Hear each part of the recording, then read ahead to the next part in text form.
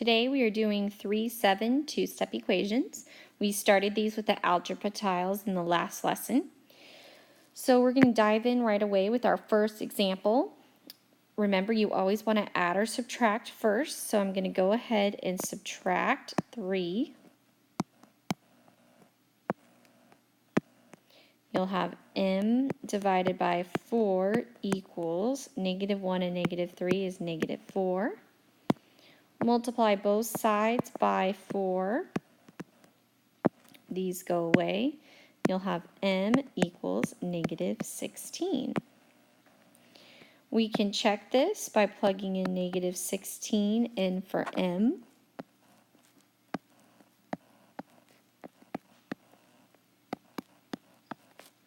So again, we will subtract 3. 4 goes into 16 4 times. It is a negative. And -4 equals -4, so that works out. B, we have to add our -3 first. We're going to add 3 to both sides. I have x over 12 equaling 5 plus 3 is 8. Multiply by 12 to both sides. I have x equals 8 times 12 is 96. Then we can go ahead and check it. I have 96 divided by 12 minus 3 equals 5. 12 goes into 96. 8 times. 8 minus 3 equals 5.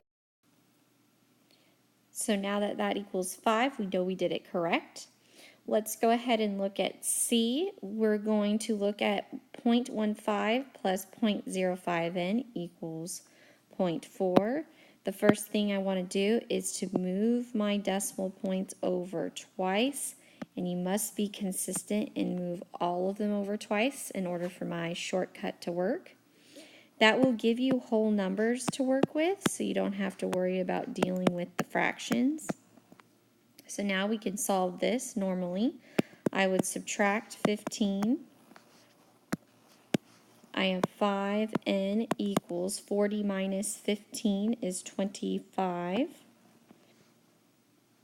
Divide by 5 to both sides. I get n equals 5. I can go ahead and check to make sure I did this right. Plug it in. I would have I can use actually just this right here because we already moved the decimal over. So 15 plus 5 times 5 equals 40. So 15 plus 25 is 40, so we are good to go. Let's go ahead and look at D. First thing I want to do is I'm going to combine -5 and 43, so it's going to be -5p minus 7 equals -38, and I'm at positive 38. So now I'm going to add 7 to both sides. I have -5p equals 38 plus 7 is going to give me 45. Divided by -5 to both sides, I get p equals a -9. Let's look at example number 2. It says solve and check. Here I'm going to go ahead and combine like terms.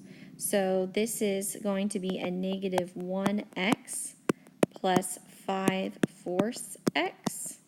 And this is a 1 on the bottom, so you got to get a common denominator and multiply it by 4. So I have -4x over 4 plus 5x over 4. That's how I get x over 4 because it's a 1 on the top.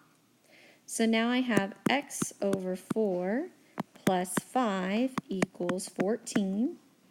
I now can subtract 5 to both sides. I get 4x over 4 equaling 9.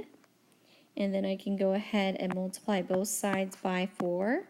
And I would have x equals 9 times 4 is 36.